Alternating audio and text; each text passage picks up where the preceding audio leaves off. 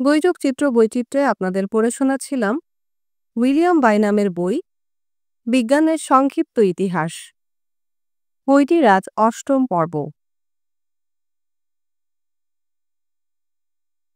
অধ্যায় ২১, পদার্থের ক্ষুদ্র কণা।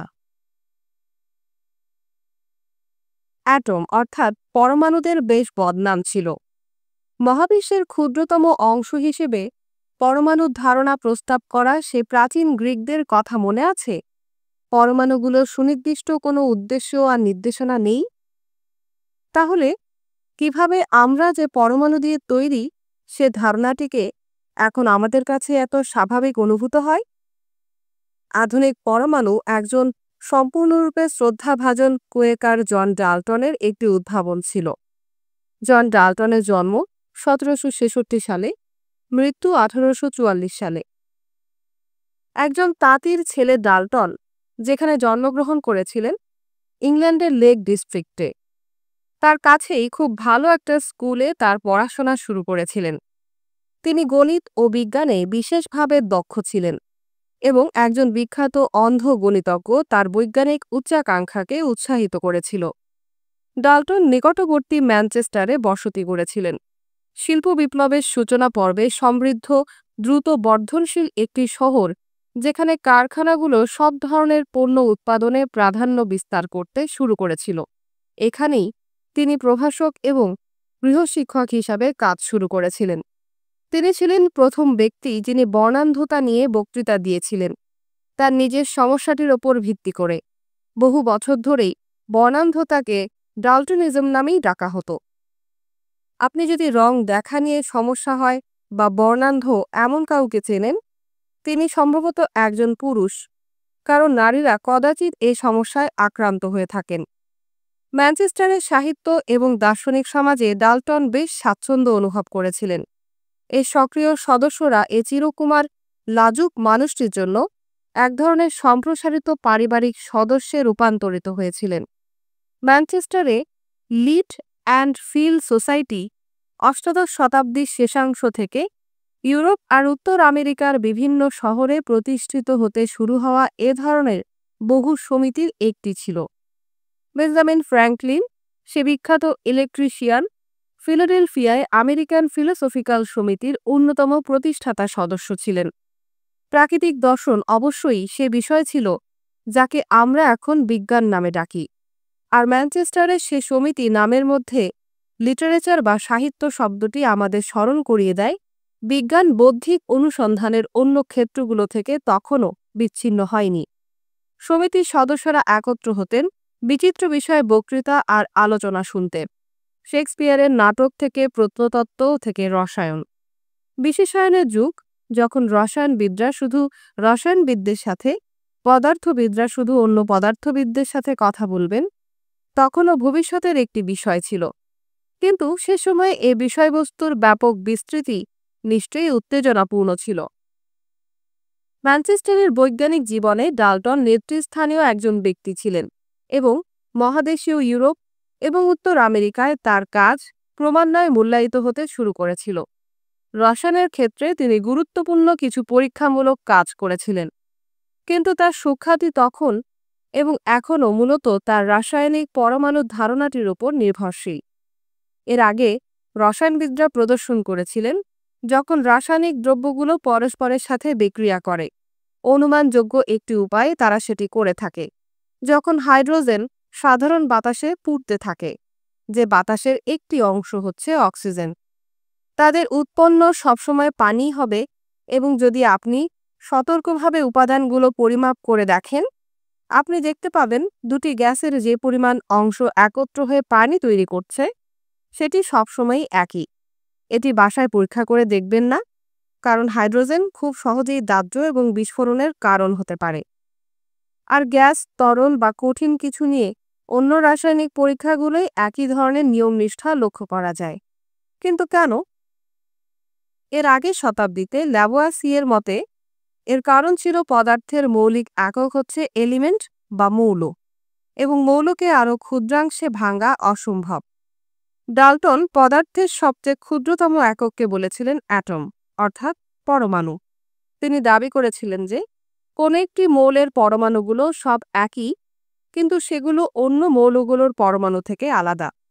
তিনি পরমাণুগুলোকে ক্ষুদ্রাতি ক্ষুদ্র ভেবেছিলেন, পদার্থ ঘন একটি কণা, যাকে ঘিরে থাকে তাপ।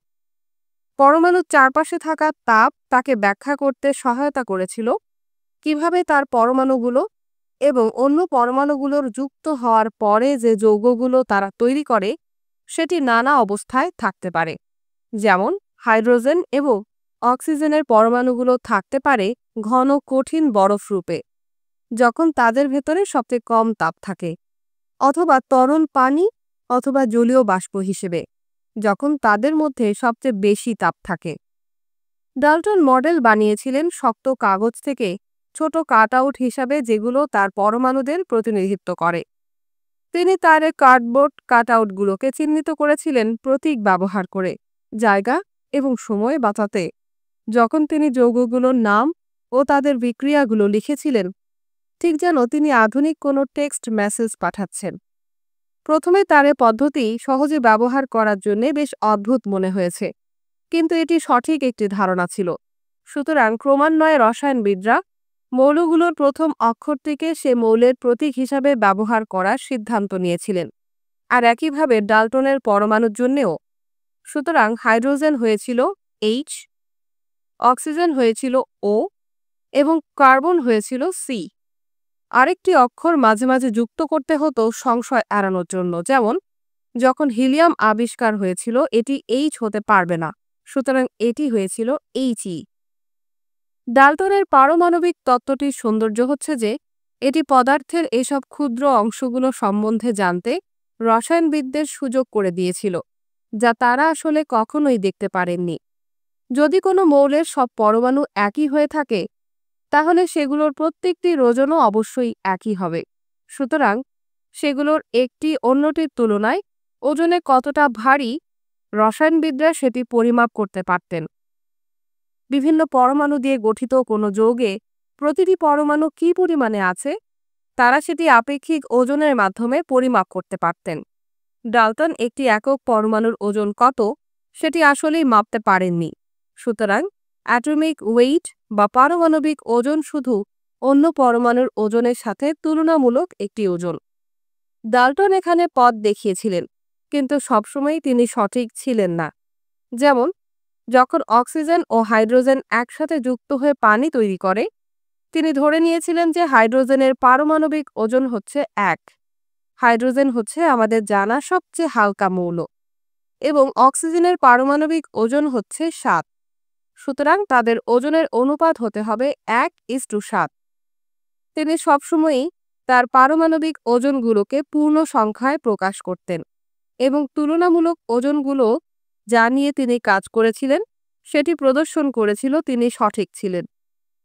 বাস্তবিকভাবে পানিতে ওজন অনুপাত হচ্ছে অনেকটা 1:8 মতো। আমরা আরও জানি যে প্রতিটি পানির অণুতে 2টি হাইড্রোজেনের পরমাণু আছে। সুতরাং পারমাণবিক ওজনের অনুপাত আসলে হবে 1:16।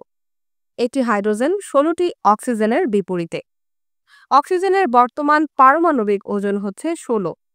হাইড্রোজেন অবশ্যই তার সে জাদুকরী ওজন 1 এখনও ধরে রেখেছে, যা ডাল্টন প্রথমে একে দিয়েছিলেন। হাইড্রোজেন শুধু সবচেয়ে হালকা পরমাণুই নয়, এটি মহাবিশ্বে সবচেয়ে বেশি পরিমাণে পাওয়া যায় এমন একটি পরমাণু। কিভাবে মৌল অথবা পরমাণুগুলো সুনির্দিষ্ট অনুপাতে যুক্ত হয় সেটি প্রদর্শন করার মাধ্যমে ডাল্টনের পারমাণবিক তত্ত্ব রাসায়নিক বিক্রিয়াগুলোকে অর্থবহ করে তুলেছিল। সুতরাং হাইড্রোজেন এবং অক্সিজেন এটি করে যখন তারা পানি তৈরি করে, এবং কার্বন আর অক্সিজেন যখন তারা কার্বন ডাই অক্সাইড তৈরি করে, ও নাইট্রোজেন আর হাইড্রোজেন যখন তারা অ্যামোনিয়ামও তৈরি করে। এমন নিয়মানুবর্তিতা এবং সর্বদা একই নীতির অনুসরণ, এছাড়া ঊনবিংশ শতাব্দীর শুরুতে ক্রমশ আরও ত্রুটিহীন পরিমাপ করার যন্ত্রের ব্যবহার রসায়নকে একটি অগ্রসর বিজ্ঞানে পরিণত করেছিল। ডাল্টনের পারমাণবিক তত্ত্ব এর ভিত্তি রচনা করেছিল। হামফ্রি ডেভি, জন্ম 1778 সালে, মৃত্যু 1829 সালে। এ নতুন রসায়নের কেন্দ্রে ছিলেন তিনি। ডাল্টন যেমন নীরব ডেভি ছিলেন, ততটাই বর্ণাঢ্য এবং সামাজিকভাবে উচ্চাভিলাষী। ডাল্টনের মতোই তিনিও একটি কর্মজীবী পরিবার থেকে এসেছিলেন এবং কর্নওয়ালের স্থানীয় একটি ভালো স্কুলে তিনি শিক্ষা লাভ করেছিলেন। তিনি ভাগ্যবানও ছিলেন। স্থানীয় একজন চিকিৎসকের সাথে শিক্ষানবিশ হিসেবে কাজ করেছিলেন। ফ্যামিলি মেডিসিনের একজন চিকিৎসক হিসাবে সেখানে তার প্রশিক্ষণ নেয়ার কথা ছিল। এর পরিবর্তে ডেভি তার শিক্ষকের লাইব্রেরির বইগুলো সদ্ব্যবহার করেছিলেন নিজেকে রসায়নে এবং বিদেশি ভাষায় প্রশিক্ষিত করতে। এরপর তিনি ব্রিস্টলে আসেন, একটি বিশেষ মেডিকেল প্রতিষ্ঠানে সহকারী হিসেবে কাজ শুরু করেছিলেন, যে প্রতিষ্ঠানটি রোগীদের চিকিৎসায় বিভিন্ন ধরনের গ্যাস ব্যবহার করত। যেখানে কাজ করার সময় তিনি নাইট্রাস অক্সাইড নিয়ে পরীক্ষা নিরীক্ষা করেছিলেন, যাকে লাফিং গ্যাস বলা হতো, কারণ যখন আপনি এই গ্যাসটি শ্বাসের সাথে গ্রহণ করবেন, এটি এমন একটি অবস্থা সৃষ্টি করবে যে আপনার হাসার ইচ্ছা হবে। গ্যাসটি নিয়ে ডেভির বইটি 1800 খ্রিস্টাব্দে প্রকাশিত হয়েছিল, আর বইটি বেশ কৌতূহলের সৃষ্টি করেছিল, কারণ নাইট্রাস অক্সাইড তখন একটি বিনোদনমূলক মাদক হিসেবে ব্যবহৃত হতে শুরু হয়েছিল এবং নাইট্রাস অক্সাইড পার্টির বেশ প্রচলন শুরু হয়েছিল।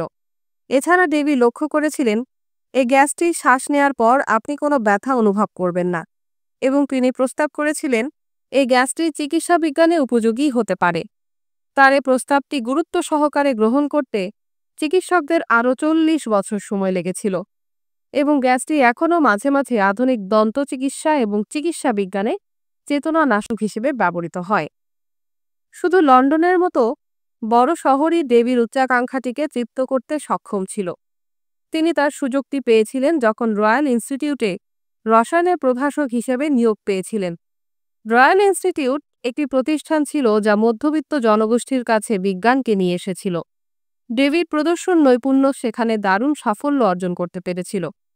রসায়ন নিয়ে তার বক্তৃতায় বহু মানুষের সমাগম হতে শুরু করেছিল। সে সময় অনেকেই প্রায়শই শেখা ছাড়াও নানা ধরনের মজার প্রদর্শনী উপভোগ করতেও যেতেন। ডেভি প্রতিষ্ঠানটির অধ্যাপক হয়েছিলেন এবং তার গবেষণাও বিস্তৃত হয়েছিল। অন্য রসায়নবিদদের সাথে তিনি ভোল্টার ইলেকট্রিক পাইল অর্থাৎ প্রথম ব্যাটারি বা তড়িৎ কোষের রাসায়নিক ব্যবহার উদ্ভাবন করেছিলেন। তিনি তরলে নানা যৌগ দ্রবীভূত করে দ্রবণ বানাতেন এবং ভোল্টার পাইল ব্যবহার করে সে দ্রবণের মধ্য দিয়ে বিদ্যুৎ পরিচালনা করতেন এবং যা ঘটত সেটা বিশ্লেষণ করতেন। তিনি যা দেখেছিলেন সেটি হচ্ছে বহু দ্রবণে মৌল আর যৌগগুলো পাইলের ঋণাত্মক নয়তো ধনাত্মক প্রান্তের প্রতি আকর্ষণ প্রদর্শন করে। ডেভি এভাবে বেশ কয়েকটি নতুন মৌল আবিষ্কার করেছিলেন, সোডিয়াম এবং পটাশিয়াম। যেমন এই দুটি মৌলই ঋণাত্মক প্রান্তের প্রতি আকর্ষিত হয়ে সেখানে জমা হয়। সোডিয়াম হচ্ছে সোডিয়াম ক্লোরাইড যৌগের একটি অংশ, যা যৌগটি আমাদের সমুদ্রের পানিকে লবণাক্ত করে এবং যা আমরা খাদ্যে ব্যবহার করি। যখন নতুন কোনো মৌল আবিষ্কার হতো, ডেভি সেটা নিয়ে পরীক্ষা নিরীক্ষা করতেন এবং তাদের আপেক্ষিক পারমাণবিক ওজন নির্ণয় করার চেষ্টা করতেন। ভোল্টার পাইলের ঋণাত্মক অর্থাৎ নেগেটিভ আর ধনাত্মক অর্থাৎ পজিটিভ মেরুসহ পরমাণু আর রাসায়নিক যৌগ নিয়ে রসায়নবিদদের চিন্তা করার উপায়টিও পরিবর্তন করেছিল। ধনাত্মক চার্জ বা আধানযুক্ত কোনো কিছু ঋণাত্মক মেরুর দিকে এবং ঋণাত্মক চার্জযুক্ত কিছু ধনাত্মক মেরুর দিকে যায়। এটি মৌলদের পরস্পরের সাথে যুক্ত হওয়ার একটি স্বাভাবিক প্রবণতা কেন আছে সেটি ব্যাখ্যা করতে সাহায্য করেছিল। সুইডেনের রসায়নবিদ জন্স জেকব বেরসেলিউস, জন্ম 1789 সালে, মৃত্যু 1848 সালে। তিনি এ বাস্তব তথ্যটিকে রাসায়নিক মিলন সংক্রান্ত তার বিখ্যাত তত্ত্বের কেন্দ্রীয় যুক্তিতে পরিণত করেছিলেন। বেরসেলিউস কঠিন একটি শৈশব কাটিয়েছিলেন। তার মা-বাবা দুজনেই মারা যান যখন তার বয়স খুবই কম। বিভিন্ন আত্মীয়ের কাছেই তিনি বড় হয়েছিলেন, তবে বড় হয়ে ইউরোপের একজন প্রভাবশালী রসায়নবিদে পরিণত হয়েছিলেন। তিনি রাসায়নিক পরীক্ষা নিরীক্ষার আনন্দ আবিষ্কার করেছিলেন যখন চিকিৎসা বিজ্ঞানে প্রশিক্ষণ নিচ্ছিলেন, এবং পরে তার বাসস্থান সুইডেনের রাজধানী স্টকহোমে রসায়নবিদ হিসাবে তিনি একটি কাজ জোগাড় করতে পেরেছিলেন। তিনি অনেকে ভ্রমণও করেছিলেন, বিশেষ করে প্যারিস এবং লন্ডনে। যে কোনো রসায়নবিদের জন্য এই দুটি গন্তব্য তখন আকর্ষণীয় ছিল। ডেভির মতো বেরসেলিউসও দ্রবণে যৌগ বিশ্লেষণ করতে ভোল্টার পাইল ব্যবহার করেছিলেন। এভাবে তিনি বেশ কিছু নতুন মৌল আবিষ্কার করেছিলেন। আরও ত্রুটিহীনভাবে পারমাণবিক ওজন নির্ণয় করে তিনি তাদের একটি তালিকা প্রকাশ করেছিলেন। তিনি ওজনগুলো বের করেছিলেন নানা মৌলের আপেক্ষিক ওজন সতর্কভাবে বিশ্লেষণ করে, যেগুলো একত্র করে নতুন যৌগ তৈরি করে, অথবা যৌগকে এর উপাদান মৌলে ভাঙার মাধ্যমে। তারপর সতর্কতার সাথে সে বিক্রিয়ায় উৎপন্ন মৌলগুলোকে পরিমাপ করার মাধ্যমে 1818 খ্রিস্টাব্দে তার রাসায়নিক দ্রব্যের টেবিলটি 45টি মৌলের পারমাণবিক ওজন লিপিবদ্ধ করেছিল, যেখানে হাইড্রোজেন তখনও এর সংখ্যা 1 ধরে রেখেছিল। এছাড়া এটি পরিচালিত 2000 যৌগের মূল উপাদানগুলোর নাম লিপিবদ্ধ করেছিল। বেরসেলিউসই ডাল্টনের সে পদ্ধতি মৌলদের শনাক্ত করতে প্রথম অক্ষর অথবা তাদের নামের দুটি অক্ষর ব্যবহার করার নিয়মটি জনপ্রিয় করে তুলেছিলেন। কার্বনের জন্য সি, ক্যালসিয়ামের জন্য Ca ইত্যাদি। এটি রাসায়নিক বিক্রিয়ার ভাষাটিকে অনেক সহজ আর পাঠযোগ্য করে তুলেছিল। যখন যৌগে কোনো মৌলের একাধিক পরমাণু থাকে, তিনি সেটি চিহ্নিত করেছিলেন অক্ষরের পর একটি সংখ্যা ব্যবহার করে। বেরজেলিউস সংখ্যাটি অক্ষরের ওপর বসিয়েছিলেন, তবে বিজ্ঞানীরা এখন এটিকে নিচে বসান, যেমন O2 মানে অক্সিজেনের দুটি পরমাণু। আর এটি ছাড়া আমরা এখন যেভাবে লিখি, বেরসেলিউসও সেভাবে রাসায়নিক সূত্রগুলো লিখেছিলেন। যৌগ যৌগের তুলনায় অযৌগ যৌগ নিয়ে কাজ করতে বেরসেলিউস অনেক বেশি স্বাচ্ছন্দ্য বোধ করতেন।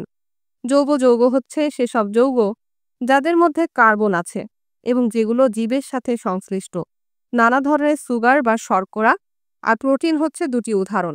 যৌগ যৌগগুলো অযৌগ কোনো যৌগ থেকে রাসায়নিকভাবে প্রায়ই অনেক বেশি জটিল এবং এগুলোর ভিন্ন উপায়ে অ্যাসিড, লবণ আর খনিজের সাথে বিক্রিয়া করার প্রবণতা আছে, যে যৌগগুলো নিয়ে মূলত বেরসেলিউস কাজ করেছিলেন। বেরসেলিউস ভেবেছিলেন আমাদের শরীরে যে বিক্রিয়াগুলো ঘটছে অথবা যেগুলো কোনো জীবের শরীরে ঘটছে, যেমন গাছ কিংবা গরু, সেগুলো ল্যাবরেটরিতে ঘটা কোনো রাসায়নিক বিক্রিয়ার মতো একইভাবে ব্যাখ্যা করা যাবে না। জৈব রসায়ন ফ্রান্স এবং জার্মানিতে তার জীবদ্দশায় ক্রমশ গড়ে উঠছিল, এবং যদিও তিনি এ ধরনের গবেষকদের থেকে নিজের দূরত্ব বজায় রেখেছিলেন, কিন্তু তিনি আসলেই তাদের গবেষণায় অবদান রেখেছিলেন। প্রথমত, এসব জৈব যৌগগুলোর মধ্যে সবচেয়ে গুরুত্বপূর্ণটিকে চিহ্নিত করতে তিনি প্রোটিন শব্দটি উদ্ভাবন করেছিলেন। দ্বিতীয়ত, তিনি অনুধাবন করেছিলেন বহু রাসায়নিক বিক্রিয়া আসলে সংঘটিত হয় না যদি না সেখানে তৃতীয় একটি জিনিসের উপস্থিতি থাকে। তিনি এই তৃতীয় জিনিসটির নাম দিয়েছিলেন ক্যাটালিস্ট বা অনুঘটক। এটি কোনো বিক্রিয়া ঘটতে সহায়তা করে, প্রায়ই এর গতি বৃদ্ধি করে, কিন্তু এই বিক্রিয়ার সময় এটি আসলেই পরিবর্তিত হয় না। অন্য রাসায়নিক দ্রব্যের ব্যতিক্রম, যা যুক্ত হয় অথবা ভেঙে যায়। প্রকৃতির সর্বত্রই অনুঘটকদের উপস্থিতি আছে, আর বেরসেলিউসের সময় থেকে এরা কিভাবে কাজ করে সেটি জানা বহু রসায়নবিদের একটি লক্ষ্য ছিল। ইউরোপের অন্য জায়গায় পরমাণুগুলো রসায়নবিদদের তাদের কাজ বুঝতে সহায়তা করেছিল। তখনও বহু অমীমাংসিত প্রশ্ন ছিল। তবে 1811 খ্রিস্টাব্দে ইতালিতে পদার্থবিদ আমাদেও আভোগাড্রো, যার জন্ম 1776 সালে, মৃত্যু 1856 সালে, তিনি একটি সাহসী বক্তব্য উপস্থাপন করেছিলেন। এটি এত বেশি সাহসী ছিল যে প্রায় 40 বছর ধরে বহু রসায়নবিদই এটি অবজ্ঞা করেছিলেন। তিনি ঘোষণা করেছিলেন একটি নির্দিষ্ট আয়তনে থাকা গ্যাসের অণুর সংখ্যা একই তাপমাত্রায় সবসময়ই একই থাকে। আভোগাড্রোর হাইপোথিসিস, যা এ নামে পরিচিত হয়েছিল, এর বেশ কিছু গুরুত্বপূর্ণ প্রভাব ছিল। এটির মানে হচ্ছে গ্যাসগুলোর পারমাণবিক ওজন সরাসরিভাবে পরিমাপ করা যেতে পারে তার আবিষ্কৃত একটি সূত্র ব্যবহার করে। তার ধারণা বা হাইপোথিসিসটি ডাল্টনের পারমাণবিক তত্ত্বটিকে সংশোধন করতেও সহায়তা করেছিল, কারণ এটি সবচেয়ে বেশি অধ্যয়ন করা হয়েছে এমন একটি গ্যাস জলীয় বাষ্পের অদ্ভুত একটি বৈশিষ্ট্য ব্যাখ্যা করেছিল। বিজ্ঞানীরা বহুদিন ধরেই ভাবছিলেন কেন একটি নির্দিষ্ট পরিমাণ বাষ্পে হাইড্রোজেন আর অক্সিজেনের আয়তন ভুল হয়। যদি কেউ মনে করেন এক পরমাণু হাইড্রোজেন একটি অক্সিজেন পরমাণুর সাথে একত্রে মিলে অন্য এক অণু পানি তৈরি করে, দেখা গিয়েছিল যে জলীয় বাষ্পে প্রতি পরমাণু অক্সিজেনের জন্য 2 পরমাণু হাইড্রোজেন থাকে। রসায়নবিদরা আবিষ্কার করেছিলেন হাইড্রোজেন এবং অক্সিজেন সহ বহু গ্যাসের প্রকৃতিতে অস্তিত্ব আছে শুধু একক পরমাণু হিসাবে নয়, বরং অণু হিসাবে। 2টি বা তার বেশি পরমাণু পরস্পরের সাথে যুক্ত, H2 আর O2 যেভাবে আমরা বলি। আভোগাড্রোর ধারণাগুলো তেমন বোধগম্য মনে হয় না যদি আপনি ডাল্টনের পারমাণবিক তত্ত্ব এবং মৌলগুলোর পরমাণুদের সুনির্দিষ্ট ঋণাত্মক অথবা ধনাত্মক বৈশিষ্ট্য আছে সে সংক্রান্ত বেরসিলিউসের ধারণাটি বিশ্বাস করে থাকেন। কিভাবে দুটি ঋণাত্মক অক্সিজেন পরমাণু পরস্পরের সাথে যুক্ত হয়? এই সমস্যাগুলোর মানে হচ্ছে আভোগাড্রোর কাজ বহুদিন ধরে অবহেলিত ছিল, যদিও বহু সময় পরে এটি বহু রাসায়নিক ধাঁধার সমাধান দিয়েছিল, যা এখন রসায়নবিদদের পরমাণু ধারণাটি বুঝতে মৌলিকভাবেই গুরুত্বপূর্ণ। প্রায়ই বিজ্ঞান এমন, বহু সময় পরেই কেবল বিচ্ছিন্ন ধারণাগুলো পরস্পর সাপেক্ষে যথাযথ অবস্থানে আসে, আর কেবল তখনই সবকিছু বোধগম্য হয়ে উঠতে শুরু করে। অধ্যায় 22, বল, ক্ষেত্র আর চুম্বকত্ব। ডাল্টনের পরমাণু আধুনিক রসায়ন সৃষ্টি করতে সহায়তা করেছিল, কিন্তু পরমাণুগুলো নিয়ে ভাবার অন্য কিছু উপায়ও ছিল। প্রথমত, পরস্পরের সাথে যুক্ত হয়ে যৌগ সৃষ্টি করা ছাড়াও পরমাণুগুলো আরও অনেক কিছু করতে পারে। পরমাণুগুলো কেবল এমনিতেই রাসায়নিক বিক্রিয়ায় প্রবেশ করে না। ডেভি এবং বেরসেলিউস বুদ্ধিমত্তার সাথে সে বাস্তব সত্যটি ব্যবহার করেছিলেন। কোনো একটি দ্রবণে থাকা পরমাণুগুলো ধনাত্মক কিংবা ঋণাত্মক মেরুর প্রতি আকৃষ্ট হতে পারে যদি দ্রবণের মধ্য দিয়ে বিদ্যুৎ প্রবাহ করা হয়। পরমাণুগুলো বিদ্যুতেরও অংশ ছিল। সমুদ্রের পানির একটি দ্রবণে কেন সোডিয়াম ঋণাত্মক প্রান্ত এবং ক্লোরিন ধনাত্মক প্রান্তের দিকে সরে যায়? এ ধরনের প্রশ্নগুলো নিয়ে ঊনবিংশ শতকের শুরুতে বেশ তীব্র বিতর্ক হয়েছে। প্রধান গবেষকদের মধ্যে একজন ছিলেন মাইকেল ফ্যারাডে। জন্ম 1791 সালে, মৃত্যু 1867 সালে। ফ্যারাডে খুবই অসাধারণ একজন মানুষ ছিলেন। সাধারণ পরিবারে জন্ম নেওয়া ফ্যারাডে মৌলিক পর্যায়ে কিছু শিক্ষা অর্জন করতে পেরেছিলেন। তার তারুণ্যের বড় একটি অংশ তিনি কাটিয়েছিলেন বই বাঁধাই করার কাজ শিখে, কিন্তু তিনি বিজ্ঞান খুঁজে পেয়েছিলেন এবং তার অবসরের সময়টুকু তিনি ব্যয় করেছিলেন বিজ্ঞান সম্বন্ধে যা কিছু হাতের কাছে পাওয়া যায় সেগুলো পাঠ করে। শিশুদের জন্য লেখা একটি জনপ্রিয় বিজ্ঞানের বই তার কল্পনায় স্ফুলিঙ্গ দিয়েছিল, এবং যে বই বাঁধাইয়ের দোকানে তিনি কাজ করতেন সেখানকার একজন নিয়মিত খদ্দের তাকে রয়্যাল ইনস্টিটিউটে হামফ্রি ডেভির একটি বিজ্ঞান বক্তৃতা শুনতে একটি টিকিট জোগাড় করে দিয়েছিলেন। ফ্যারাডে মন্ত্রমুগ্ধ হয়ে ডেভির কথা শুনেছিলেন আর নোটবুকে তার চমৎকার হাতের লেখায় সতর্ক নোট নিয়েছিলেন। আরও উৎসাহী হয়ে তিনি তার নোটগুলো ডেভিকে দেখিয়েওছিলেন, আর তিনি ফ্যারাডের নোট নেয়ার ক্ষেত্রে ত্রুটিহীন দক্ষতা দেখে মুগ্ধ হয়েছিলেন। কিন্তু তিনি ফ্যারাডেকে সতর্ক করেছিলেন একটি উপদেশ দিয়ে, বিজ্ঞানে কোনো চাকরি নেই, বই বাঁধাইয়ের কাজ বরং অনেক ভালো একটি পেশা যদি কারো কাজ করে জীবিকা নির্বাহ করতে হয়। এর কিছুদিন পর, যদিও রয়্যাল ইনস্টিটিউটের একজন সহকারীকে বরখাস্ত করা হলে ডেভি ফ্যারাডেকে প্রস্তাব দিয়েছিলেন সেখানে যোগ দিতে। ফ্যারাডে তার বাকি জীবন এখানেই ছিলেন। একে অত্যন্ত সুপরিচিত ও লাভজনক একটি প্রতিষ্ঠানে পরিণত করতে সহায়তা করেছিলেন। এখানে ফ্যারাডের সূচনা জীবন মূলত ডেভির গবেষণার নানা রাসায়নিক সমস্যাগুলো সমাধান করে কেটেছিল। ফ্যারাডে ল্যাবরেটরিতে কাজে তার দক্ষতার প্রমাণ দিয়েছিলেন, কিন্তু তিনি আরও সাধারণ বেশ কিছু বৈজ্ঞানিক সমস্যা নিয়ে তার পড়াশোনা অব্যাহত রেখেছিলেন। প্রোটেস্ট্যান্টদের একটি বিশেষ গোষ্ঠীর তিনি একজন ধর্মনিষ্ঠ সদস্য ছিলেন, এবং বহু সময় তিনি তার চার্চে নিবেদন করেছিলেন এবং তার ধর্মীয় বিশ্বাস তার বৈজ্ঞানিক কৌতূহলকেও পরিচালিত করেছিল। খুব সরলভাবে তিনি ভেবেছিলেন ঈশ্বরে মহাবিশ্ব যেভাবে আছে সেভাবেই সৃষ্টি করেছিলেন, কিন্তু এ সবকিছু কিভাবে পরস্পরের সাথে সঙ্গতিপূর্ণ হয়ে কাজ করছে সেটি বোঝার ক্ষমতা মানুষের আছে। রয়্যাল ইনস্টিটিউটে ফ্যারাডে যোগ দেওয়ার কিছুদিন পর ডেভি এবং তার নতুন স্ত্রী ইউরোপ ভ্রমণে বের হয়েছিলেন, এবং তারা ফ্যারাডেকেও তাদের সাথে নিয়েছিলেন। ডেভির অভিজাত স্ত্রী ফ্যারাডেকে তাদের ভৃত্য হিসেবে ব্যবহার করেছিলেন, কিন্তু 18 মাসের এ ভ্রমণ ইউরোপের বেশ কিছু নেতৃস্থানীয় বিজ্ঞানীর সাথে তার দেখা করার সুযোগ করে দিয়েছিল। লন্ডনে ফিরে ফ্যারাডে ও ডেভি বেশ কিছু ব্যবহারিক সমস্যা নিয়ে কাজ করা অব্যাহত রেখেছিলেন, যেমন খনিতে বিস্ফোরণের কারণ কি, কিভাবে তামা তল বিশিষ্ট জাহাজের উন্নতি করা যেতে পারে, কাচের আলোক বিজ্ঞান সংক্রান্ত বৈশিষ্ট্যগুলো কি। বৈজ্ঞানিক রাজনীতিতে যখন ডেভি ক্রমশ নিজেকে ব্যস্ত করে ফেলেছিলেন, ফ্যারাডে ততই তার কাজের ওপর নিজের নিয়ন্ত্রণ প্রতিষ্ঠা করতে শুরু করেছিলেন, এবং বিদ্যুৎ ও চুম্বকত্বের মধ্যে সম্পর্ক অনুসন্ধানে তিনি মনোযোগ দিয়েছিলেন। 1820 খ্রিস্টাব্দে ড্যানিশ পদার্থবিদ হান্স ক্রিশ্চিয়ান ওরস্টেড, জন্ম 1777 সালে, মৃত্যু 1851 সালে, ইলেকট্রোম্যাগনেটিজম বা তড়িৎ চুম্বকত্ব আবিষ্কার করেন তিনি। কোনো তড়িৎ প্রবাহ নিয়ন্ত্রণ করা যেন এটি একটি চৌম্বক ফিল্ড বা ক্ষেত্র সৃষ্টি করতে পারে। চুম্বকত্ব বহুদিন আগে থেকে পরিচিত একটি ধারণা ছিল এবং কম্পাস যা সবসময় উত্তরমুখী হয়ে থাকা লোহার সুই এখনও উপযোগী। কলম্বাস আমেরিকা খুঁজে পাওয়ার বহু আগে থেকেই নাবিকরা কম্পাস ব্যবহার করেছিলেন এবং প্রাকৃতিক বিজ্ঞানীরাও চিন্তা করেছিলেন কেন শুধু অল্প কিছু পদার্থকেই, যেমন লোহা, চুম্বকে পরিণত করা যেতে পারে। বেশিরভাগ জিনিসকেই চুম্বকে পরিণত করা যায় না। আর সে বাস্তব তথ্যটি এই যে কম্পাসের কাঁটা সময়ে একই দিকে বরাবর থাকে। এর মানে হচ্ছে পৃথিবী নিজেই একটি বিশাল চুম্বক হিসাবে আচরণ করে। ওরস্টেডের তড়িৎ চুম্বকত্ব বৈজ্ঞানিক কৌতূহলের একটি জোয়ার সৃষ্টি করেছিল এবং ফ্যারাডে এই চ্যালেঞ্জটি গ্রহণ করেছিলেন।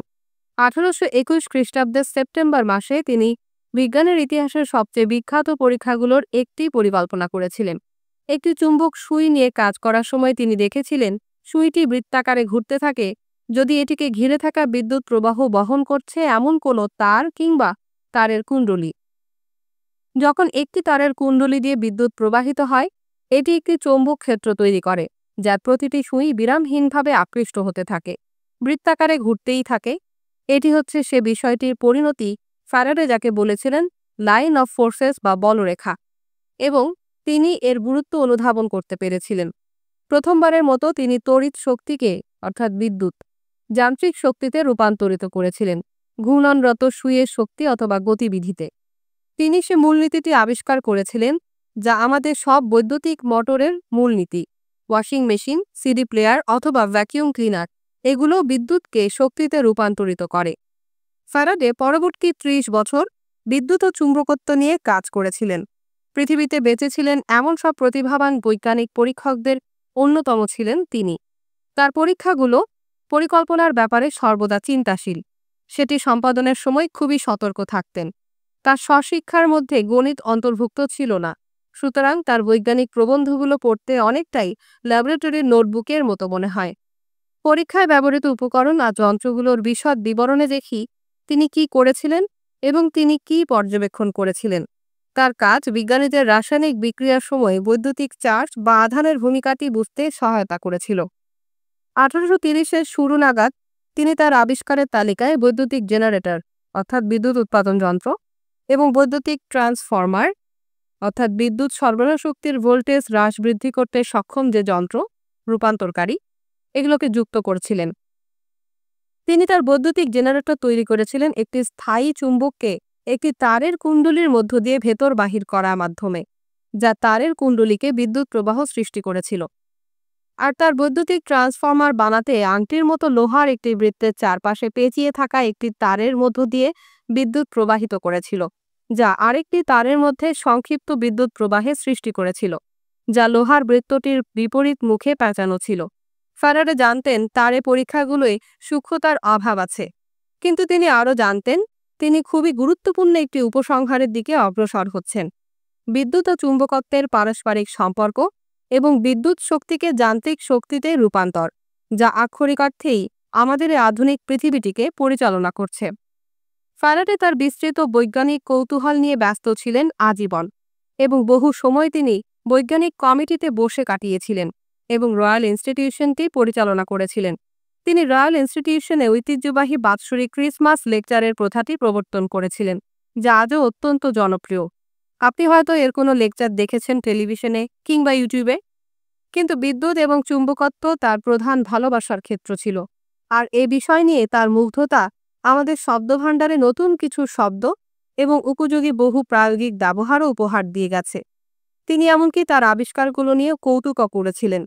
যখন একজন রাজনীতিবিদ বিদ্যুতের ব্যবহারিক মূল্য কী জানতে চেয়ে তাকে প্রশ্ন করেছিলেন, কথিত আছে তিনি বলেছিলেন, কেন স্যার, সব সম্ভাবনাই আছে যে খুব শীঘ্রই আপনি এর ওপর কর বসাতে পারবেন। আটলান্টিকের ওপারে বিদ্যুৎ ও চুম্বকত্বের প্রতি তীব্র আগ্রহ পৃথিবী বদলে দেয়া আরেকটি আবিষ্কারের কারণ হয়েছিল: বৈদ্যুতিক টেলিগ্রাফ। বৈদ্যুতিক তারের মধ্য দিয়ে সংকেত পাঠানো শুরু হয়েছিল 1800 সালের শুরু দশকগুলো থেকে, কিন্তু আমেরিকার স্যামুয়েল মোর্স জন্ম 1792 সালে, মৃত্যু 1872 সালে। তিনি প্রথম দূরপাল্লার টেলিগ্রাফ উদ্ভাবন করতে সক্ষম হয়েছিলেন। 1844 খ্রিস্টাব্দে তিনি 38 মাইল দূরে একটি বার্তা পাঠিয়েছিলেন মোর্স কোড বা সংকেত ব্যবহার করে, যে সংকেতটি তার নাম বহন করছে, ওয়াশিংটন থেকে বাল্টিমোরে। টেলিগ্রাফের মাধ্যমে যোগাযোগ খুব দ্রুত সারা পৃথিবীতে ছড়িয়ে পড়েছিল। ব্রিটিশরা এটা ব্যবহার করেছিলেন তাদের দ্বীপ থেকে বহু দূরে সাম্রাজ্যের উপনিবেশগুলোর সাথে যোগাযোগের মাধ্যম হিসাবে। এর মাধ্যমে দ্রুত পারস্পরিক বার্তা আদান প্রদানের কর এবং ঘটার পর বেশ দ্রুত সে সংবাদ প্রেরণ আর প্রচার করাও সম্ভব হয়েছিল। ফ্যারাডে ফিল্ড বা ক্ষেত্র ধারণাটি ব্যবহার করেছিলেন ব্যাখ্যা করতে কেন বিদ্যুৎ ও চুম্বকত্বের এ বিস্ময়কর বৈশিষ্ট্যগুলো আছে। ক্ষেত্র, প্রভাবের বলয় ক্ষেত্র এর আগেও বিজ্ঞানীরা ব্যবহার করেছিলেন যখন তারা রাসায়নিক বিক্রিয়া, বিদ্যুৎ, চুম্বকত্ব, আলো আর মাধ্যাকর্ষণের রহস্য ব্যাখ্যা করতে চেষ্টা করেছিলেন। তারা ভেবেছিলেন এই জিনিসগুলো সংঘটিত হয় একটি নির্দিষ্ট পরিসরে অথবা ক্ষেত্রে, ঠিক যেভাবে ভিন্ন খেলা অনুষ্ঠিত হয় সুনির্দিষ্ট খেলার মাঠে। ফ্যারাডে এই ধারণাটিকে বিদ্যুৎ ও চুম্বকত্ব নিয়ে তার ব্যাখ্যার কেন্দ্রে স্থাপন করেছিলেন। তিনি যুক্তি দিয়েছিলেন গুরুত্বপূর্ণ বিষয়টি হচ্ছে অ্যাক্টিভিটি বা সক্রিয় এলাকাটির পরিমাপ করা। বিদ্যুৎ, আলো, চুম্বকত্ব আসলে কি তা নিয়ে বেশি মাত্রায় চিন্তা না করে। কিন্তু একটি বিদ্যুৎ ক্ষেত্রের শক্তি পরীক্ষার মাধ্যমেই প্রদর্শন করা সম্ভব হতে পারে। ফ্যারাডে বিশ্বাস করতে পারেননি যে একটি শূন্যস্থানের মধ্য দিয়ে মাধ্যাকর্ষণের মতো কিছু এর প্রভাব খাটাতে পারে। ফ্যারাডে এটি সমাধান করেছিলেন অনুমান করে যে আসলেই চূড়ান্তভাবে শূন্যস্থান বলে কিছু নেই, বরং তিনি যুক্তি দিয়েছিলেন এটি খুব পরিশোধিত সূক্ষ্ম জিনিস দিয়ে মহাশূন্য পূর্ণ হয়ে আছে। এই জিনিসটিকে ইথার বলা হতো। সরাসরিভাবে প্রভাবিত করার মাধ্যমে এটি সেই ইথার যা ইথার নয়, যা চেতনানাশক গ্যাস হিসেবে ব্যবহৃত হয়। সরাসরি প্রভাবিত করার মাধ্যমে এই ইথার পদার্থবিদ আর রসায়নবিদদের জন্য বহু কিছু ব্যাখ্যা করা সম্ভব করে তুলেছিল।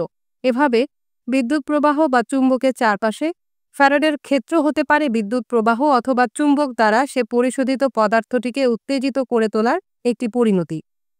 যে পদার্থগুলো ইথারের গঠনগত উপাদান, মাধ্যাকর্ষণকেও এভাবে ব্যাখ্যা করা সহজতর।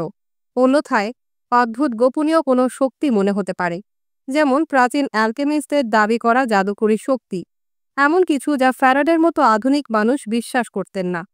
ইথার এমন কিছু নয় যা কিনা আপনি দেখতে কিংবা অনুভব করতে পারবেন। কিন্তু পদার্থবিদরা ভেবেছিলেন এটি তাদের গবেষণার নানা পরীক্ষা নিরীক্ষার ফলাফল ব্যাখ্যা করে।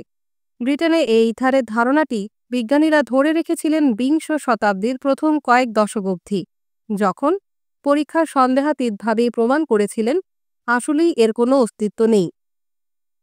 শক্তি নিয়ে ফ্যারাডের অধিকাংশ কাজই আরও উপযোগী প্রমাণিত হয়েছিল।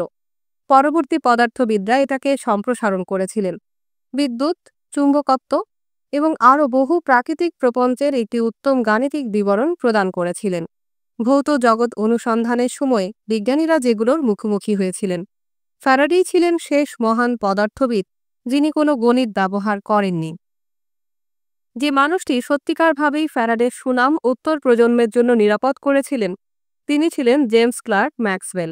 জন্ম 1821 সালে, মৃত্যু 1879 সালে। গাণিতিক পদার্থবিদদের নতুন প্রজন্মের একজন। নিউটন আর আইনস্টাইনের সাথে প্রায়ই এক নিঃশ্বাসে ম্যাক্সওয়েলের নাম উচ্চারিত হয়। নিশ্চিতভাবে তিনি সর্বকালের শ্রেষ্ঠ সৃজনশীল পদার্থবিদদের একজন ছিলেন। তিনি এডিনবরায় জন্মগ্রহণ করেছিলেন। ক্যামব্রিজ বিশ্ববিদ্যালয়ে আসার আগ অবধি সেখানেই পড়াশোনা করেছিলেন। শিক্ষকতা করতে সংক্ষিপ্ত সময়ের জন্য তিনি স্কটল্যান্ড ফিরে গিয়েছিলেন, কিন্তু 1860 সালে লন্ডনে কিংস কলেজে যোগ দিয়েছিলেন।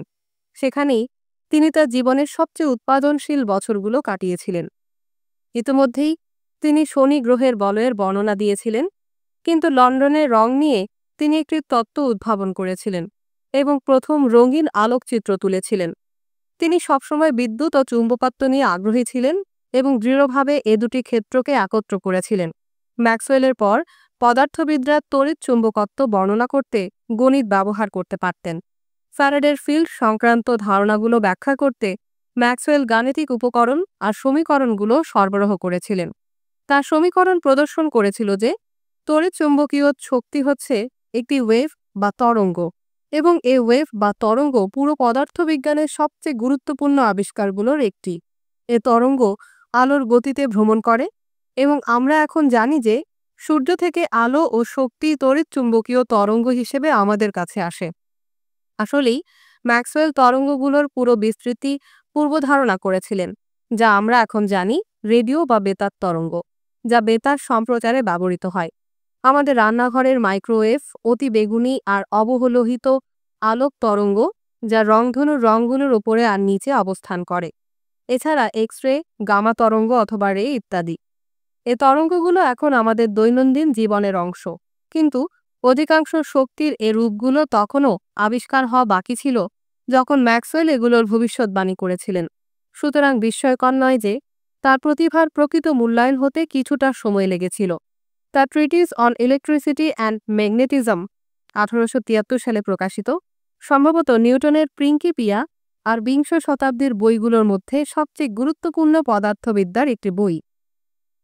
যে সময় তিনি এই বইটি লিখেছিলেন, ক্যাভেন্ডিশ ল্যাবরেটরিটি সংগঠিত করতে ম্যাক্সওয়েল তখন ক্যামব্রিজে ছিলেন, যেখানে পরবর্তী দশকে বহু গুরুত্বপূর্ণ পদার্থবিদ্যার গবেষণা করা হয়েছিল। ম্যাক্সওয়েল নিজেও অল্প বয়সে, মাত্র 48 বছর বয়সে মারা গিয়েছিলেন, কিন্তু তার আগেই তিনি কিভাবে গ্যাস আচরণ করে সে বিষয়ে কিছু মৌলিক গবেষণা সম্পন্ন করেছিলেন, আর এটি করতে পরিসংখ্যানের বিশেষ গাণিতিক কৌশল তিনি ব্যবহার করেছিলেন।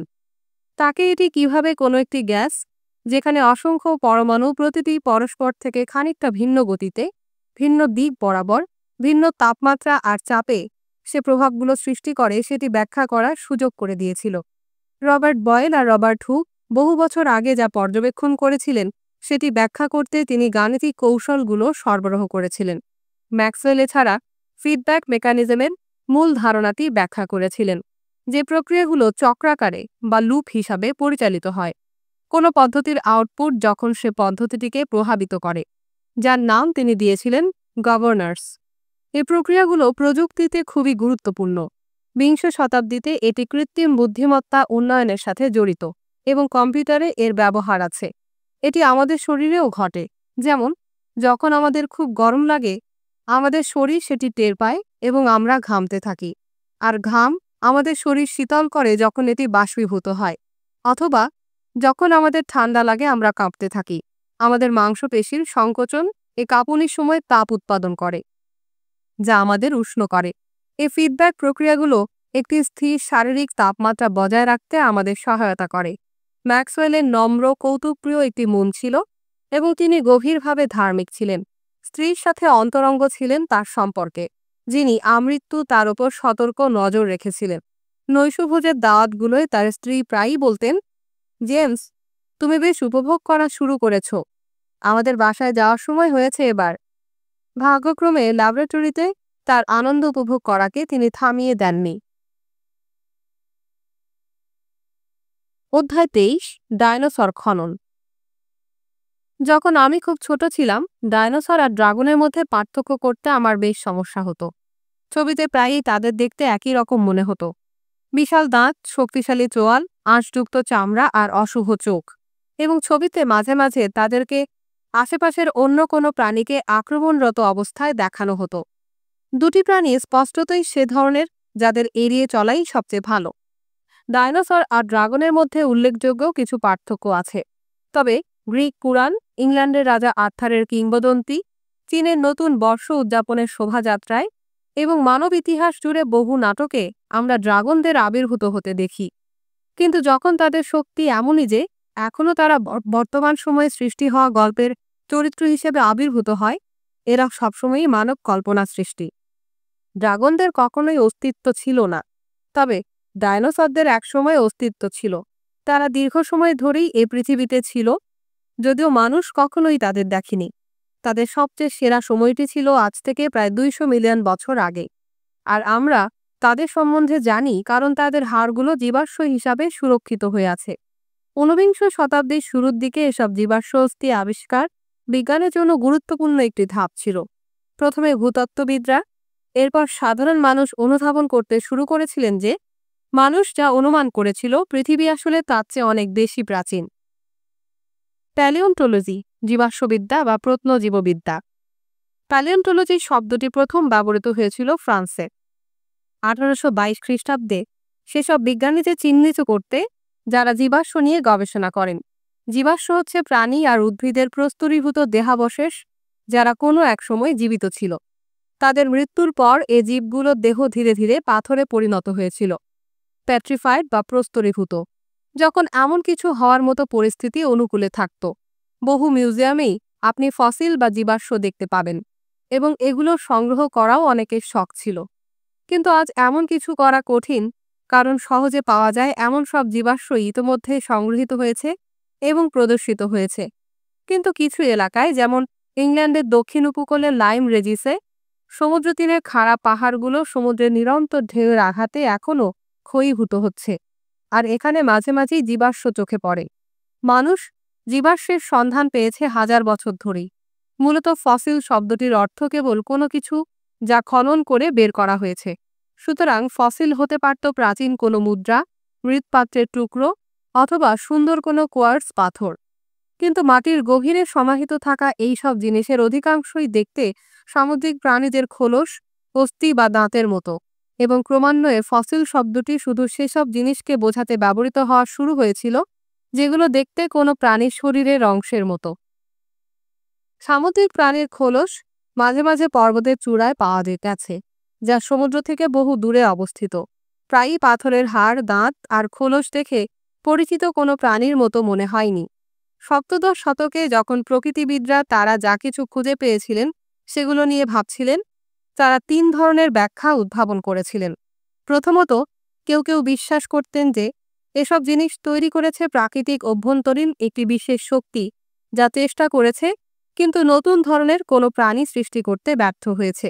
জীবিত উদ্ভিদ আর প্রাণীদের সাথে তাদের সাদৃশ্য আছে, কিন্তু তাদের জীবিত কোনো অস্তিত্ব দেয়া সম্ভব হয়নি। দ্বিতীয়ত, অন্যরা যুক্তি দিয়েছিলেন যে জীবাশ্মগুলো আসলে প্রাণী অথবা উদ্ভিদ প্রজাতির অবশিষ্টাংশ, যাদের এখনও আবিষ্কার করা হয়ে ওঠেনি। পৃথিবীর অনেকটাই তখনও অজানা রয়ে গিয়েছিল, এবং একসময় পৃথিবীর এসব দূরবর্তী এলাকায় অথবা সমুদ্রে এই প্রাণীগুলোকে খুঁজে পাওয়া যাবে। গবেষকদের তৃতীয় দলটি সাহস করে প্রস্তাব করেছিল এ জীবাশ্মগুলো সেসব জীবদের অবশেষ যারা একসময় বেঁচে ছিল, কিন্তু এখন তারা বিলুপ্ত।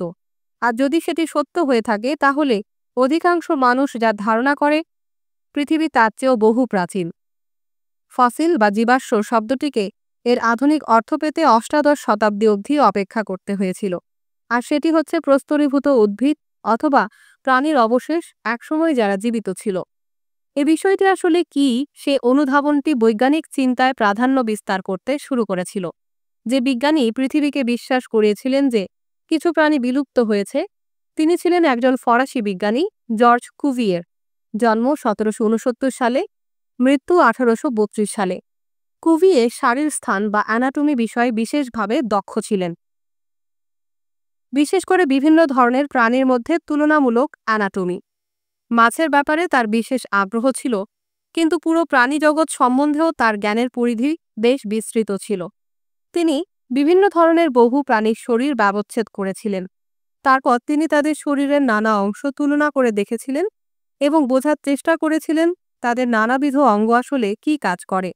তিনি যুক্তি দিয়েছিলেন প্রাণীরা হচ্ছে জীবন্ত যন্ত্র, যেখানে প্রতিটি অংশেরই সঠিক একটি উদ্দেশ্য আছে। তিনি আরও লক্ষ্য করেছিলেন একটি প্রাণীর শরীরে সবকিছু একত্রে কাজ করে। যেমন, যে প্রাণীটি মাংস খায় তার ক্যানাইন বা ছেদক দন্ত আছে, ধারালো, যা তাদের শিকার করা প্রাণীদের শরীর থেকে মাংস ছিঁড়ে আনতে সহায়তা করে। তাদের সঠিক ধরনের পরিপাকতন্ত্র আছে, মাংসপেশি আর অন্য বৈশিষ্ট্যাবলী আছে যা শিকার ধরে মাংস খেয়ে বাঁচার জন্যে তাদের দরকার। যে প্রাণীগুলোর খাদ্য উদ্ভিদ, যেমন গরু বা ভেড়া, তাদের চ্যাপ্টা প্রান্তসহ দাঁত আছে যা সারাদিন ধরে ঘাস বা খড় পিষ্ট করতে সহায়তা করে। তাদের অস্থির গঠন আর মাংসপেশি দাঁড়িয়ে থাকার জন্য উপযুক্ত। শিকারী মাংসাশী প্রাণীদের মতো দৌড়ানো আর লাফ দেওয়ার মতো নয়। প্রাণীদের এত সুন্দরভাবে নির্মাণ করা হয়েছে আর এর পুরোটাই একত্রে যেভাবে সংহতিপূর্ণভাবে কাজ করে যে কুভিয়ের বিশ্বাস করতেন শুধু এর একটি অংশ দেখেই সে প্রাণীটির গঠন ও জীবনযাপন পদ্ধতি সম্বন্ধে অনেক কিছুই বলাই সম্ভব হতে পারে। একটি ক্যানাইন দাঁত খুঁজে বের করুন, আপনি একটি মাংসাশী প্রাণীকে খুঁজে পেলেন, তিনি বলেছিলেন। আর জীবাশ্মগুলোর ক্ষেত্রেও তিনি একই মূলনীতি ব্যবহার করেছিলেন। আরেকজন শারীর স্থান বিশেষজ্ঞের সাথে তিনি প্যারিসের নিকটবর্তী এলাকা থেকে সে সময়ে সংগৃহীত সব জীবাশ্ম পরীক্ষা করে দেখেছিলেন। তারা আবিষ্কার করেছিলেন যে জীবাশ্মগুলো প্রায়ই জীবিত প্রাণী শরীরের নানা অংশের সাথে সাদৃশ্য প্রদর্শন করছে, যে প্রাণীগুলো এখনও সে এলাকায় খুঁজে পাওয়া যায়। কিন্তু বহু ক্ষেত্রেই দাঁত আর হাড়ের মধ্যে সামান্য তবে উল্লেখযোগ্য কিছু পার্থক্য লক্ষণীয় ছিল। ভাগ্যক্রমে সাইবেরিয়ায় সে সময় একটি বিশাল হাতির হিমায়িত অবশিষ্টাংশের সন্ধান মিলেছিল। কুভিয়ার এ উলি ম্যামথ পরীক্ষা করে দেখেছিলেন।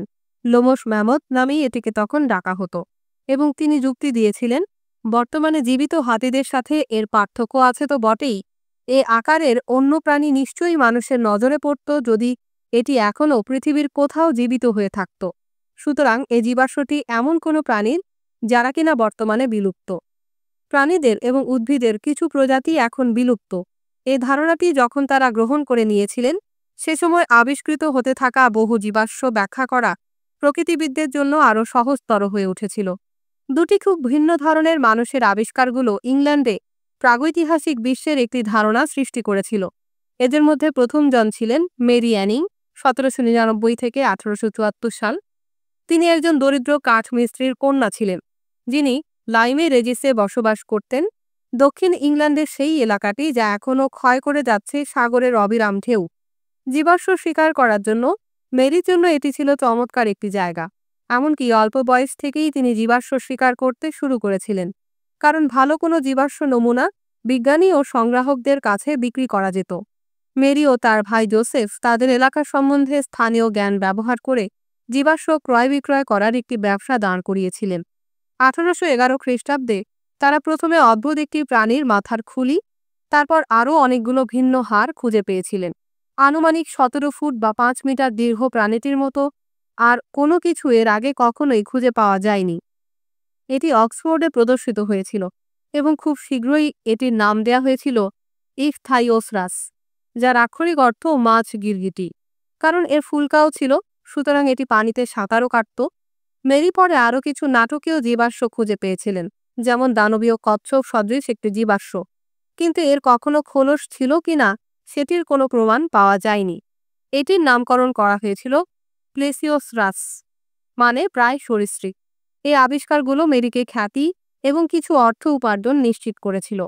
কিন্তু যখন জীবাশ্ম শিকার বহু মানুষকে আকৃষ্ট করতে শুরু করেছিল, তাকেও তীব্র প্রতিযোগিতার মুখে পড়তে হয়েছিল, এবং তার ব্যবসার মাধ্যমে নিজের ও পরিবারের জীবিকা নির্বাহ করার কাজটি ক্রমশ কঠিন হয়ে পড়েছিল।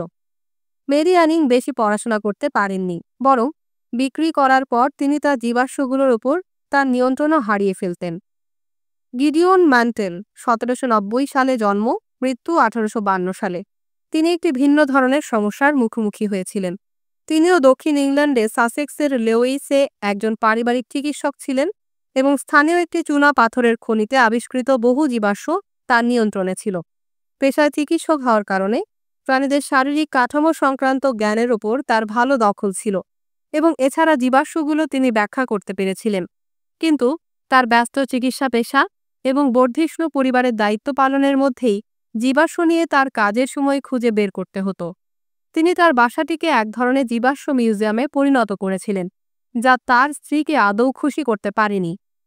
এছাড়া বিজ্ঞানীদের কাছে তার আবিষ্কারগুলো সম্বন্ধে বর্ণনা করতে লন্ডন অবধি নিজের খরচে যাতায়াত করাও খুব ধীর আর ব্যয়বহুল একটি বিষয় ছিল। এই সমস্যাগুলো সত্ত্বেও ম্যান্টেল তার প্রচেষ্টা চালিয়ে গিয়েছিলেন এবং বেশ কিছু নতুন প্রজাতির অসাধারণ জীবাশ্ম আবিষ্কারের মাধ্যমে পুরস্কৃতও হয়েছিলেন। 1820-এর দশকে তিনি কিছু দাঁত খুঁজে পেয়েছিলেন, যে ধরনের দাঁত এর আগে কখনো খুঁজে পাওয়া যায়নি, আর এ দাঁতের মূল মালিক ছিল ইগুয়ানাডন নামক একটি প্রাণী, যার অর্থ হচ্ছে ইগুয়ানাদের মতো দাঁত আছে যার। ইগুয়ানা ক্রান্তীয় অঞ্চলে পাওয়া যায় এমন এক ধরনের গিরগিটি প্রজাতি। তার কিছু ভক্ত তাকে আরও সম্পূর্ণ ইগুয়ানাডনের একটি কঙ্কাল সরবরাহ করেছিলেন, যা তারা খুঁজে পেয়েছিলেন। ম্যান্টেল এছাড়া একটি বর্ম সদৃশ আবরণসহ ডাইনোসর হাইলিওসোরাস আবিষ্কার করেছিলেন, যা সত্যায়িত করেছিল যে এসব দানবীয় প্রাণীদের কেউ কেউ স্থলবাসী প্রাণীও ছিল। অন্যরা এমন কিছু প্রাণী আবিষ্কার করেছিলেন যাদের পাখি সদৃশ্য বৈশিষ্ট্য ছিল। সুতরাং এ অদ্ভুত জগতে এমন প্রাণীদের বসবাস ছিল যারা সমুদ্র আর স্থলে বাস করত, এমনকি আকাশেও উঠতে পারত। আমরা যখন এসব পুনর্গঠিত বিশাল ও বিস্ময়কর প্রাণীদের জাদুঘরে সাজানো দেখি, তখন বোঝা খুবই কঠিন যারা এগুলো প্রথম মাটি থেকে খনন করে বের করে এনেছিলেন তাদের জন্য সে কাজটি কত কঠিন ছিল। জীবাশ্ম অস্থিগুলো প্রায়ই ছড়িয়ে ছিটিয়ে থাকে এবং কঙ্কালের কিছু অংশ আর কখনোই খুঁজে পাওয়া যায় না, এবং তাদের আবিষ্কারগুলোর সাথে তুলনামূলক গবেষণা করার জন্যে তাদের কাছে মাত্র সীমিত সংখ্যক জীবিত অথবা জীবাশ্মীভূত প্রাণীর নমুনা ছিল। এছাড়া তাদের আবিষ্কারগুলোর বয়স নির্ণয় করার মতো কোনো আধুনিক উপায়ও তাদের হাতে ছিল না। তাদের আবিষ্কৃত হাড়গুলো তুলনা করে তারা শুধু আনুমানিক একটি আকার পরিমাপ করতে পারতেন। যেমন উরুর একটি হাড় ধরুন, কোনো বড় জীবিত প্রাণীর, যেমন হাতি অথবা গন্ডার, উরুর হাড়ের সাথে এটি তুলনা করে এই আনুমানিক আকৃতি আসলেই হতবাক করে দেওয়ার মতো। নানা অংশ যুক্ত করে পুরো কঙ্কালটি পুনর্গঠনে তাদের সহায়তা করতে তারা কুভিয়েরের মূলনীতি ব্যবহার করেছিলেন। এবং এই প্রাণীটির খাদ্য কী ছিল, কিভাবে তারা চলাফেরা করত, স্থলে নাকি পানিতে বাস করত, উঠতে পারত কি না, অথবা এসব বৈশিষ্ট্যের কোনো মিশ্রণ ইত্যাদি বিষয়ে তারা অনুমান করতেন। তাদের অনেক ধারণাই পুনর্মূল্যায়ন ও সংশোধন করতে হয়েছে পরে, যখন আরও অনেক ডায়নোসর আবিষ্কৃত হয়েছিল এবং পৃথিবীতে জীবনের আদি ইতিহাস সম্বন্ধে যখন তারা আরও জানতে পেরেছিলেন। কিন্তু তাদের আবিষ্কারগুলো যে পৃথিবীতে আমাদের বসবাস, সেটি সম্বন্ধে আমাদের চিন্তা করার সব উপায় চিরকালের জন্য বদলে দিয়েছিল। ডায়নোসর শিকারীরা এ পৃথিবী কত প্রাচীন এবং কিভাবে মানুষের আবির্ভাব হওয়ার বহু আগেই এখানে জটিল প্রাণীরা বসবাস করেছিল, সেটি সাধারণ মানুষকে বোঝাতে পেরেছিলেন। এই প্রাচীন পৃথিবী তাদের কল্পনা দৃষ্টি আকর্ষণ করেছিল এবং জনপ্রিয় পত্রিকাগুলোর পৃষ্ঠায় চমৎকার সব কল্পনাপ্রবণ ছবি আবির্ভূত হতে শুরু করেছিল। চার্লস ডিকেন্সের মতো লেখকরা এসব দানবীয় সরীসৃপের প্রতি তথ্য নির্দেশ করতে পারতেন, কারণ তারা জানতেন কি নিয়ে তারা কথা বলছেন সেটি তাদের পাঠকরা বুঝতে পারবেন। 1842 খ্রিস্টাব্দে প্রথম ডায়নোসর নামটি ব্যবহার করা হয়েছিল। মোটা দাগে এর অর্থ ভয়ঙ্কর দানবীয় গিরগিটি।